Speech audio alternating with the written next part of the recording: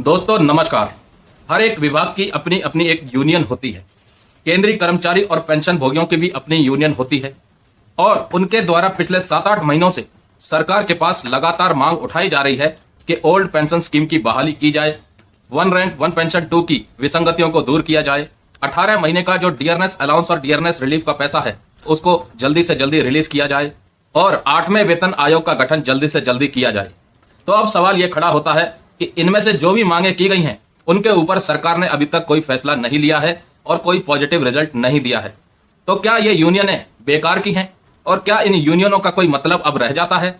अगर ये यूनियन बेकार की हैं, अगर सोसाइटी एक्ट के द्वारा कोई सोसाइटी बनी है, कोई यूनियन बनी है या किसी एक्ट या किसी कानून विशेष के माध्यम से, तो इनकी बातों को अमल में क्यों नहीं लिया जा रहा?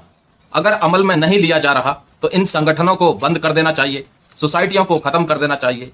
रेलवे की senior citizen ex serviceman welfare society ने फाइनेंस मिनिस्ट्री में एक चिट्ठी भेजी जिसमें उन्होंने बताया कि पिछले 10 सालों में देश की प्रति व्यक्ति आय 111% बढ़ गई है, जिसके मुकाबले में केंद्रीय कर्मचारी और पेंशन भोगियों की आय उतनी नहीं बढ़ी है। और उन्होंने यह भी बताया कि हर बार वेतन आयोग लेट बैठता है, जिसकी वजह से कर्मचारियों और पेंशन भोगियों को फाइनेंशियल लॉस भुगतना पड़ता है, जैसा कि 7वें वेतन आयोग में हुआ था। 32 महीनों का अलाउंस का घाटा आपको ऑलरेडी हुआ, उसके बाद 18 महीने का डियरनेस अलाउंस और डियरनेस रिलीफ का घाटा हुआ।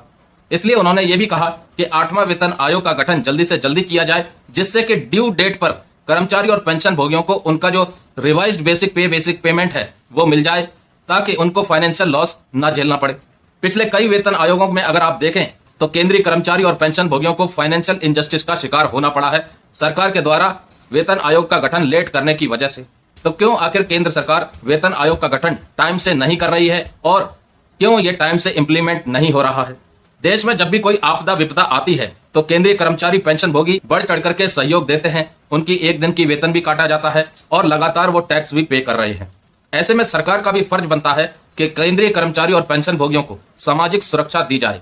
अब यहाँ पर सामाजिक सुरक्षा का क्या परिभाषा होनी चाहिए ये आप तय करें, क्योंकि अगर उनका टाइम से वेतन नहीं मिल पा रहा, उनके वेतन में कटौती की जा रही है या किसी कारण से उस समय उनका वेतन नहीं दिया तो बाद में भी देना चाहिए जब स्थितियां सुधर जाएं। तो ऐसा देखने को हमें नहीं मिला 18 महीने के डियरनेस अलाउंस और डियरनेस रिलीफ में।